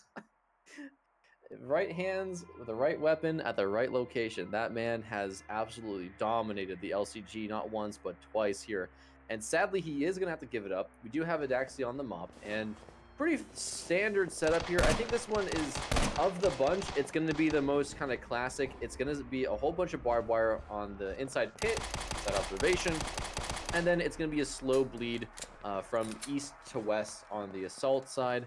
And that looks like it's exactly what we're going to be getting. Now, we do have Pablo is running pacifist, so I'm excited. I think he might have hit Jay when he first popped out because he was trying to holster his weapon. So no, I'm very excited. Straight up walked out with no weapon. Like, oh, okay. So that to me says tilt. That to me is a Pablo man that has. They were winning. They were feeling confident. Double auto shotty back to back has probably broken that man's mind. And so you know what? He has chosen violence. Except we still don't have melee buttons or knives, sadly. So he's gonna have to. Oh goodness gracious! Every time I hear a mop shot, I just kind of wince, knowing that I probably would have gotten a headshot there. I'm gonna just keep tabs on Pablo because I'm just so excited to see how he plans to play this out. He might be hoping to vulture. He takes someone else. He could be the human flashbang. Yeah, he could just throw himself in there and then act as kind of a meat shield for the team. Now, Ned and Ty have great observation push. This entire LCG team is stuck here in base. They don't know how to push through this barbed wire because this observation and the control from Kenosha have completely terrified them. Lind and Kenosha say hi with guns. They don't really clear each other, so they're going to go ahead and just back off. And again, look at this. It has been almost a minute and a half, and they are just getting into pit. They're still trying to figure out how to get in. Ned finds Pistage and deletes his entire existence. Kenosha pretty wounded. They're still trying to get in. This wall charge finally gets down, but for what price? 3 of their attackers are completely annihilated. Kuko pretty much on his way out as well. Go ahead and try and save. That's just going to make the Danger Doodles all that more hungry for another round. Well, it wouldn't matter if they saved. So, Ned tries to Ned went for the eco over. save. I respect it. Yeah, well, it's the last round, so. Yeah, might as well. Might as Might as well jump Adaxi. into the pit, you know? Oh boy, Adaxi's got. Oh, I was just about to say Adaxi's got a pretty good angle, and all that's left is one man, one admiral, one berry boy, and that is Adaxi with another one. Oh boy. Very good attempt by Admiral there. The unfortunate discharge of Pablo as they were stuck between a rock and a hard place and have to just get that wall charge up. And so a very rough round to lose when really that could have gone in LCG's favor. We saw Admiral connect all of his shots there at the end. So it could have Really? turned into Where? an LCG win. How so? How so? Break it down for me. The fact that the wall, as I said, the only reason that wall charge I think killed Pablo was because there were Molotovs and they needed to get that wall charge off. They needed to get it off. They were stuck between everywhere. And I think if Pablo was able to get out of there, he could have picked up his buddy's gun and then they would have been fine. So, but we're gonna get factory, convenience store, and bank for our last set. Do you think? I mean, just hear me out here. Do you think maybe he should have brought a gun into the map? Unless they have a strategy. Unless they had a strategy, yes. I don't think there's a reason to not take a gun. But what if there was 4D strat? Yeah, go ahead, please. Sorry. Specific strat where it was like, I don't want to take an AP here. I want a tar. I'll just take whoever dies with the tar. Whoever drops one. Sure, whatever. If that's what you wish to do, go for it. I'm not going to say it doesn't work, but well, it didn't. They lost. It did not work. I'm not going to say it never works, but I'm going to say it didn't work that time. I don't think there's like any team that plays in a situation like that where you have a round and you lose, or you get you think something's going to happen and it goes completely different. The bank auto shotty scene. Yes, it's going to tilt you. It's going to put you in this mindset of, well, what the heck do we do? Right. But then you've got, I don't think that's enough to make a team be like, that's it, I'm done. Because, you know, they've probably gone through worse. They've probably gone through a situation where where all of them get aced, you know? There's probably been a situation where it's worse. So, and especially if you're in a league team, you have to know that just being like, okay, you know, I'm done. Like, that's not helping anybody. That's not going to put anybody in good mood, especially for the people that want to win, that want to see this comeback. And we saw that with Global Breakout. They were down 0-6 and didn't give up, and they made it 6-6. So, let's see what happens. Anything could happen. We've seen Danger Doodles find their footing again and come back. It's 4-2 as we start back up into the factory. Doc actually getting some shots in, trading fire through the lorry, the truck, however you wish to call it. Admiral's trying to sneak his way onto the fan here, but Ty's actually already kind of sniffed him out, and he's just watching super close here. I don't know if he's going to see him or hear him. He definitely hears him, and Ty lights him up, doesn't get anyone, but back here on the dock boiler area, again, like you said, Adaxi just playing this very nice slow bleed game. I'm very curious to see it. We do have NVGs hit. Oh boy, Ned finds and just deletes Pistage from this plane of existence, and again, it is just, I feel like they've slowed down. Again, these nice, long, dirty angles here that these guys can play off. I mean, Adaxi just found Admiral with the Saber, and the man's using an Igmar. How are you supposed to handle that? These guys are just making it look like another day in the office. They flashed the wrong truck, which is fine, because, I mean, Adaxi's happy just sitting there. Now, the question is, do they hear him? I don't think they do, so as long as they continue to hold this angle. Again, they haven't even seen E-Boy, who they don't even need to, because Adaxi's just making short work of this team. Kuko, the last man alive. The Kuko, the last man on the attacking team, dead. And that was just great kind of slow passive play. I mean, I think we're seeing, like you said, this hyper-aggression from Kenosha Kid with the auto shotty into this absolute reversal of, they got into Boiler. Okay, great. Now what? Well, we have to push onto Dogs. Okay, well, there's like this angle from here and there. And they're just making such short work of LCG on this like almost tempo switching that they're doing on them on a moment's notice. Yeah. I'm I think there's just some maybe communication difference because we know that Adaxi switched trucks. Obviously, we know, viewers Yeah. know. Well, Ned But was on he the mop switched that truck round. and he killed Saber. So Yeah. that comm should have been, oh, he is on, he moved trucks. He's not on that truck anymore. So the Mhm, fact that they still flashed that truck thinking he's in there, maybe that, oh, maybe he went back. It's like, oh, mhm. you were watching the doorway. You would have seen him if he rotated back in. And even, I mean, you all have night vision. But now I believe 4 defenders were still alive. So if they were able to grab NVGs, they have NVGs, and it's Yo. storefront. So if the defenders want to, they can Oh, yeah, they turn should. convenient store into their play. And Lord and behold, viewers, it is very fun when you have the NVGs as defenders, because then you become all of you become the Joker, and they come into your playhouse, and it's a It's nightmare. pain. Yeah, Yeah, it's I mean, pain convenience store attacking is in a the dark. little okay because there's a lot of emergency lighting. Oh, Factory is that big open. factory, kill dome. Oh my god, yes. I know exactly what you mean. It's very fun, and it's also very fun as a defender if the attackers just straight up didn't bring NVGs, just to Hmm. turn the power off and play off flares and watch them panic. And Hmm. very fun things you can do with power in this game. But that was the first power play we've seen this series. Well, and that's kind of exactly to your point. The defenders have the world essentially to, they can be as creative as they want or as they can be as simple as they want. Global Breakout is a great example of they will play to their routine because they know it will work. In this case, we saw Danger Doodles get a little bit creative. I mean, I hope to see, let's see, do we have, yeah, we got NVGs on a good majority of their teams. So I don't think that they're going to be hitting power per se very quickly. We got, Adaxi and Ned, though, sitting here in the office praying that they push green. We did see the wall charge get identified here by the attackers. Let's just see. Yep. Okay, so we're gonna have Admiral with the wall charge. So they're gonna work their way there. E-Boy, Ty, and Kenosha should be pretty much set up here for this defense. There's a breach, and the entire team is gonna start rotating. Adaxi trying to make his way maybe towards the storefront entrance. But already a good Molotov to slow down. Ned and Pistage saying hello via violence.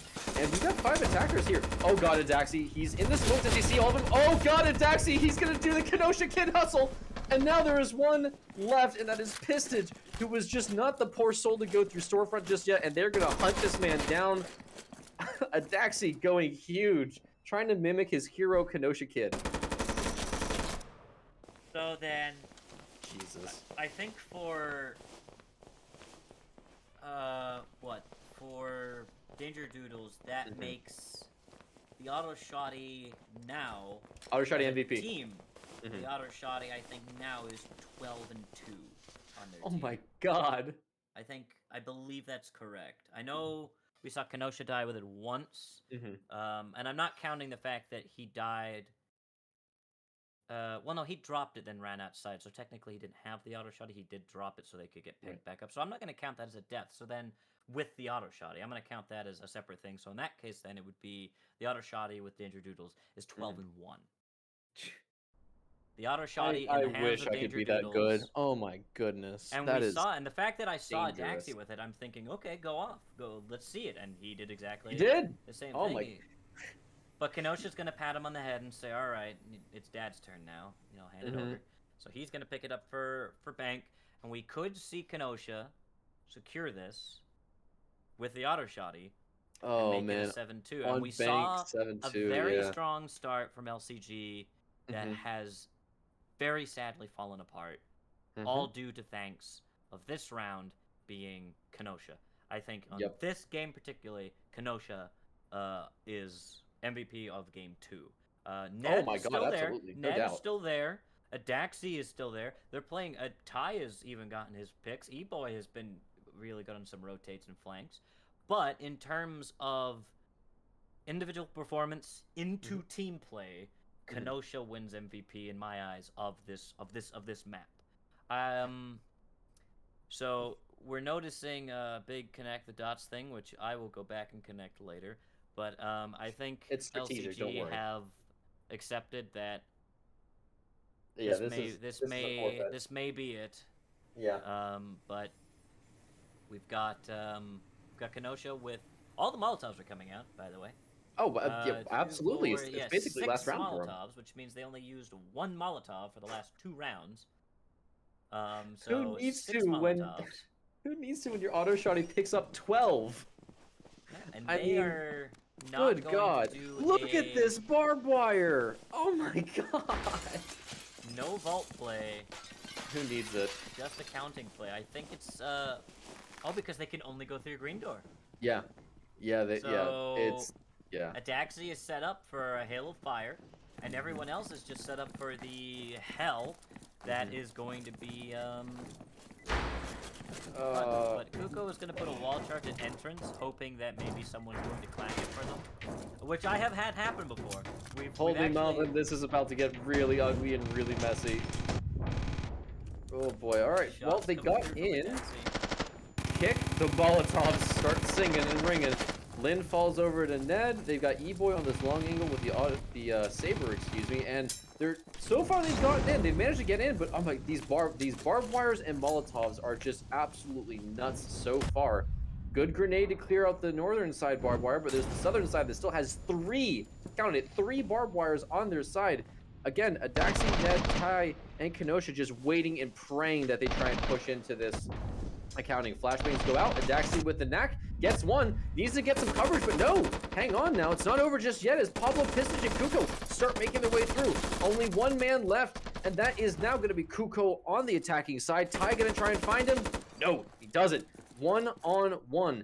Kuko with like what, maybe 14 HP to his name. E-Boy going to back all the way up. He still needs to get the vault door, and Kuko gets himself into a position.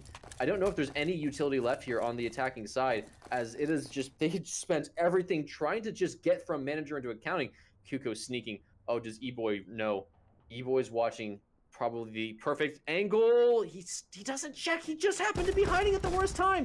Now they see him. Now they find him, and boom goes the dynamite. Danger Doodles, 2 O's. LCG. An absolute, yeah, they came back 7 rounds uncontested. Yeah. LCG had a really good start. They fumbled in dome, and it wasn't like a big fumble. It was a close one, so it was 2-1. Right. And then we saw basically the auto shotty just decide LCG's fate. So... I just want to point out, as we've gone, your position in your chair has gone from like this, like, all right, we're gonna get it, to LCG's kind of taking it. Oh boy, Kuko's just absolutely popping off. Oh man, Adaxi just did the same thing. It's just like you can just see the LCG blood just draining from your face. The auto shotty, it just seemed like as the game went on, they had auto shotty amnesia of just being like, okay, well, no, we got absolutely blasted by the auto shotty. That's okay. We'll be fine. And then they go to the next round, and it happens again, and it's like, surprise Pikachu face. Like, what? It's like, yeah, you've noticed that for these past couple rounds that Kenosha is being aggressive, or even when in the hands of Adaxi, it was the exact same strategy. He was aggressive with the auto shotty. So why were they not prepped for that? Why were they not prepped for the fact that the auto shotty's in play? What are we going to do about that? How are we going to keep him at range? Oh, well, we're not. We're just going to throw a smoke and sit in it, so when he rushes us, we die. It's like, okay, that seems fair. We'll do that instead.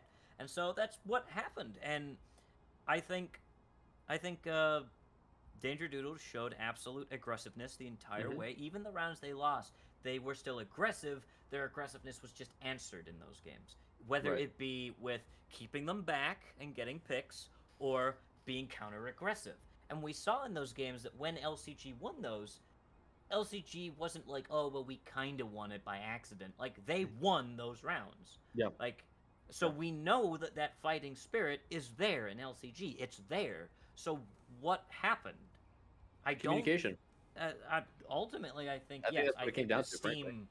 I think the Steam did start running out. I said and you said, getting blasted by the auto shotty is difficult, and I think Mhm. anyone, especially a casual player, if that happened to them, regardless of who it is, whether it be by a league player, by another casual player, Mhm. it's frustrating. It's tilting. Oh, it's heartbreaking. Yeah, So absolutely. yeah, Especially when you so lose 4. Like that's just rough. You know that's gonna make a clacker moment. You know, yeah, 12 and yeah, they didn't get 12 any and auto 1 or 12 shotgun and 2. kills on that last round. So Yeah. so that makes the auto shotty in the hands of them. I believe in that game alone, it was 12-2. That well, I mean that's one of those like you show a newer player like, hey, this is what the auto shotty can do. It's like it's amazing. It kills everybody, and then you actually put it into. I almost want to say that like that was like when you're showing the graph chart of like how often and how good the auto shotty does. Like what we just saw was this outlier of it just goes hard. Usually you'll see like okay, it kills one and then you trade, or it takes two and then you trade out and die afterwards. But no, this was like a 12 and one. Anyone who touched it on the Danger Doodles side just annihilated the entire LCG team. Like they didn't even get a chance to play. Yeah, I think the Yes. yeah. Before we get an interview here, Yes. the best way to describe the auto shotty is in one word: is that it's volatile. Violence. Yes. It's either Violet. very good, Mhm. or as you said, you either get flashed and die, or you just get Mhm. one. Mhm. You know, so it's a volatile gun. Yes. But Absolutely. And I think we've gonna be oh moving over boy, to another channel. Alrighty. So let's go ahead and hop on over to there so we can interview the man, the myth, the gravy train.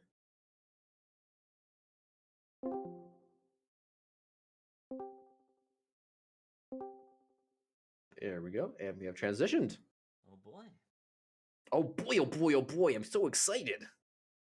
so excited. Who are My first question is going to be, what was the auto shotty and how did it feel in the hands of your what team? happened? What happened? What What happened? happened?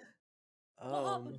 What happened? And that was Yeah, holy cow. I seriously in all the time that I've played so far. I mean, I don't want to pretend like it's a whole lot of time comparatively to some of the guys that put in some serious hours on this game.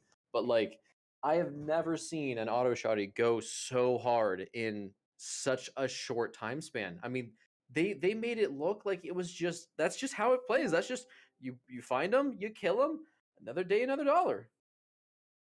yeah. Very well, once the footing was refound, Yeah, yes, yes. dominant by danger. LCG tried fighting back, and it was They just tried it is the key was word. met with resistance. It was like a little Oh man. rebellion rising up, and it was Mhm. ultimately stomped by this, auto shoddy king. So Absolutely. Absolutely. Well, hopefully, should be able to get Gravy in here in a minute, and then we'll be closing this out here in just a couple seconds.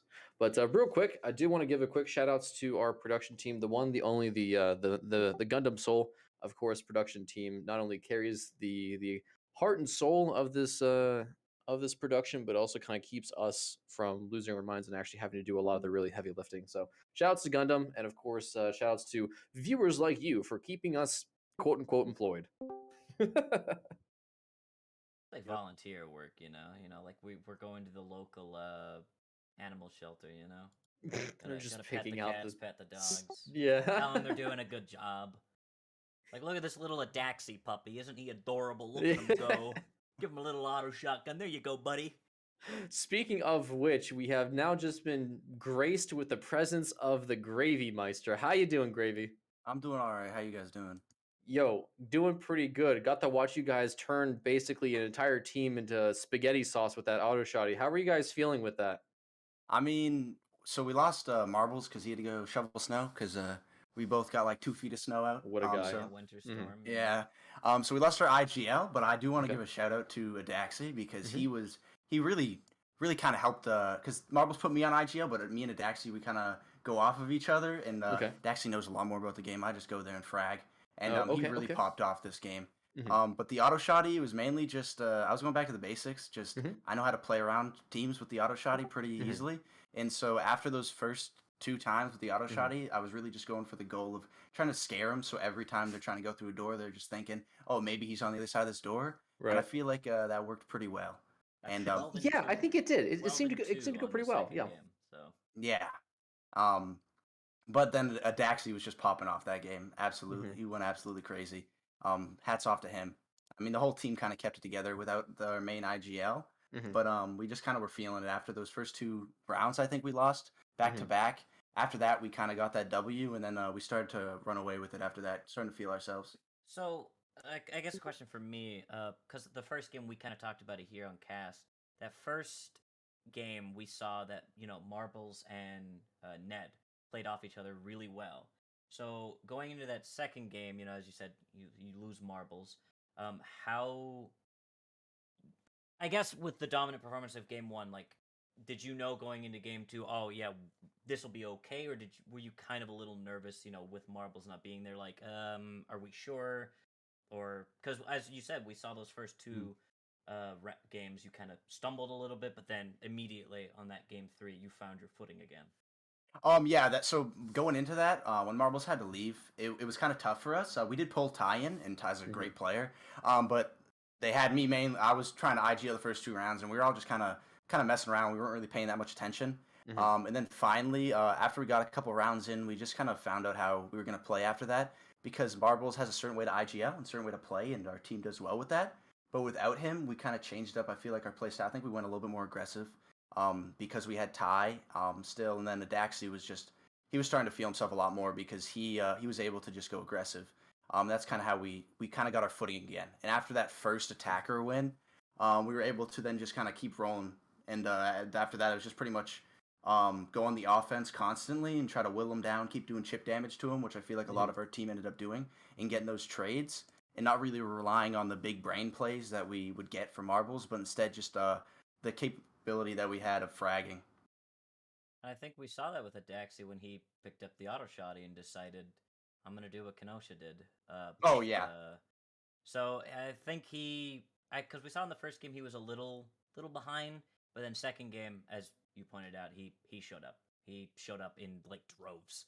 Oh yeah, definitely. And I feel like that's a big thing is just how we play because most of the time, me and Daxi when we're playing together, we play off each other, and Hmm. usually I'm up front, taking the aggression because I got a pretty small brain when it comes to the actual tactics of this game. I just kind of know how to fight people. Hmm. But then when he kind of was let off the leash and he was able to do what he does best and actually just go out and frag, he completely popped off and he was able to really put in the effort and get those frags that we needed and he was able to kind of go more aggressive, and he knows how to play that well. And so, kind of not being burdened by having to play more slow and methodical, he was Hmm. able to kind of get those frags. And then at this time, it worked out for us. I mean, it's a very risky play style, but Hmm. I mean, we're able to do it, and it worked out. So. Very nice. So I know, just kind of taking a quick little look at the bracket here. Obviously, you guys are in the losers bracket, and you guys will be playing against the winner of Global Breakout versus Yakuza. First off, which team would you say would you prefer to play? And then what can you kind of take from the matches and the games that you've played so far into that one to kind of give you that advantage? Again, it's a best of three in the losers bracket, so first to die, first out too. I mean, that's a good question. We really don't have a favorite to play against. I mean, Hmm. um, personally, I'm not trying to throw shade, but I kind of want Yakuza to win the game. Okay. Just because. But honestly, we're just gonna go out there. We don't really have a specific way to play against other teams. We're just gonna go play our Hmm. game and see if we win more rounds than we lose. And at the end of the day, that's kind of how we kind of play the game. Both teams are very good, and we don't have the best record against either of them. Hmm. But honestly, we're just gonna go out there, play our best game, and see what happens. We're not really focused too much on that. We're just trying to go have some fun, see what we can do. We definitely can win. But if history repeats itself, we're gonna be going up a very steep hill climb, and we Hmm. can do it, but it's just gonna be tough. You want good news or bad news? I'm pretty sure I already know GB one. I'm just They gonna are guess. currently sitting. Yakuza is in an unfortunate 4v5 situation. Yeah, no, I saw that at the end of the game. I hopped Yikes. in there. A little sad, but I mean, it is what it is. Yeah. They're playing their game. They were set back a little bit, but I mean, they're a good team. What happens happens. Mhm. And they'll jump right back. But Very nice. we'll So, see. I guess just to kind of close it out here, is there anyone you want to kind of get a shout out? I know you said shout outs to the team, but is there anything that you want to kind of say to the community? You got literally you are on top of the mountain right now. You got a microphone in front of you. What do you want to say to the community? Say to the community, Hmm. me and Ty got a fire diss track dropping on GB, so y'all just have to wait for that. It's going to be absolutely amazing. But other than that, I got to say the prod has been wonderful. I feel like the casters and the production, they really stepped it up their game, and I'm Hmm. absolutely loving the dual stream is something that I don't think we've had in DPL before, and I'm absolutely loving it. I just want to say hats off to you guys because honestly, it makes us, even if we win or lose, it makes us have a lot more fun just to Hmm. kind of be put in front of people, just be able to watch our games because it is high level due process, and it's good to just see people that kind of can bring the excitement through casting and through the production to the people watching. And I'm very thankful for that, and I think everyone in DPL that's on a team is very thankful for that as well. So great job. I appreciate it. Melvin, any last questions before we close out here? I'm excited to cast your next game. So I hope the and something I do want to say to you is I'm excited that you guys have honed in on kind of revolving, not really around it, but being very strong with the auto shotty because that's something I was harking on at the beginning was that we don't see teams utilizing it really well. It's either a one and done or Yeah, they're flashed very and much. killed Yeah. or they just don't pick it up and they have their own Hmm. plan. Oh yeah, You guys picked it up and you're like, "No, we have a plan when we're Hmm. going to do it and we're going to hurt them with this." So I'm actually very happy that you guys can make the auto shotty work, use it correctly, and absolutely benefit out of it. yeah, So that is my absolutely. props to you. Could I add a little bit to that? I Go just want for to it. say, Yeah, please. I mean, not gonna lie, not trying to put the team on my back here, but I mean, I did kind of revolutionize the auto shotty game. Hmm. Marbles, he knows, and I mean, Dax, he knows, everyone on the team knows. They give Hmm. me the auto shotty. They call me the chained pit bull. When they let me off the chain with that auto shotty, I can work wonders. And I mean, it happens pretty much every game. I'm able Nice. to Yeah, sit in yeah. front of a door, and I'll just be like, yeah, I'll get 3 or 4, and I'll Hmm. get 3 or 4 that round. Hmm. And so And I even kind if of, you just got two, it wouldn't yeah, matter. Yeah, Like it's even still a two I is good still trade. positive. yeah, I got Absolutely. 2. I remember one round I got like 1 or 2, and I did Hmm. damage. I did like 60 damage to 2 other people that Hmm. first game. It's just one of those things where I'm not the best at knowing how the game actually works, but I know Hmm. how people push and know how teams like to clear rooms and stuff like that. So I'm able Hmm. to play around with the auto shotty. And I mean, Adaxi can do that just as well. And he's been kind of learning from me, and he's loving the auto shotty now.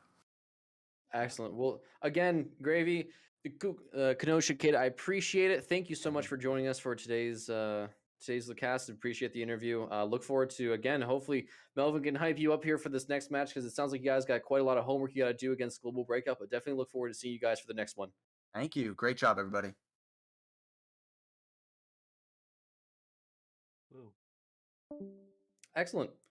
Then with that, Melvin, you want to go ahead and close this out here? Let's just kind of go over. I don't know if I can't see the stream right now, but if we can kind of just take a quick look at the bracket, and we kind of just go over where we're at right now, and what is to expect here for the next couple days. Yeah, I can't see the bracket either, but I'm sure it's going to be on screen at some point. Um, Obviously, we have LCG done, going home, sad, upset. And Correct. we've got Global Breakout going forward. They have just finished the 2-0'd Hmm. Yakuza. The first game was very close, from what I'm hearing, and the second Hmm. game, the unfortunate 4v5. So we're going to see Thanks. Danger Doodles go up against Global Breakout. I'm Hype. really excited for that because we have Global Breakout being Hmm. Global Breakout, Hmm. and we have Danger Doodles with this really aggressive play style. Now, the question is, Hmm. can that be countered by Global Breakout, or will they be out aggressed by this auto shoddy revolutionaries? Right. Right. Um, so I'm excited. I'm excited to see how that works. I'm hopefully excited if I'm able to cast that one. Hmm. Uh, but either way, it is a game I am going to be watching regardless because from what we saw today, if that mentality, that playstyle goes over, as Hmm. long as they grind out the kinks of the faltering to like some silly plays and oh we're kind of stalling and Hmm. if they just fine tune that, they could seriously contend against Global Breakout, and I think it would be a close game. Now, if we see maybe we'll probably see in the first set. I'd say the first 3 rounds that will Mhm. determine how the game goes. So if it goes 1-2, 2-1, it's going to be a close game. It's going to be a good game. If it's 3-0 on whatever side, I think that team is looking to secure that game. You know, not the whole series, but that game. So hopefully we At what time would we see. be watching those matches for tomorrow? I believe it is at 2:30 CST. That's my Which is time, but 3:30 Eastern Standard Time.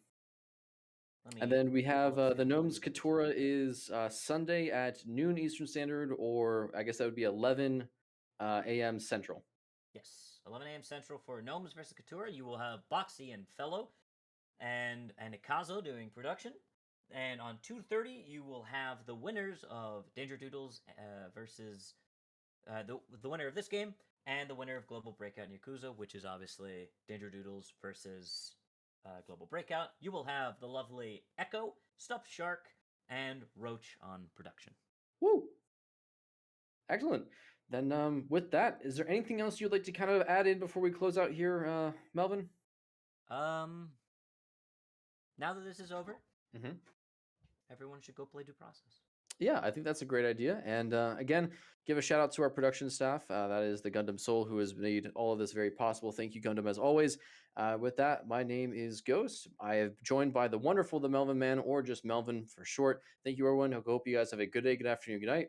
See you all for tomorrow, again, Sunday at noon Eastern Standard Time, Gnomes versus Katora and Global Breakout versus Danger Doodles, switching up the meta maybe with their match at Sunday at 3:30 Eastern Standard Time. Thank you, everyone. Have a great day and talk to you all very soon. See you later. Peace.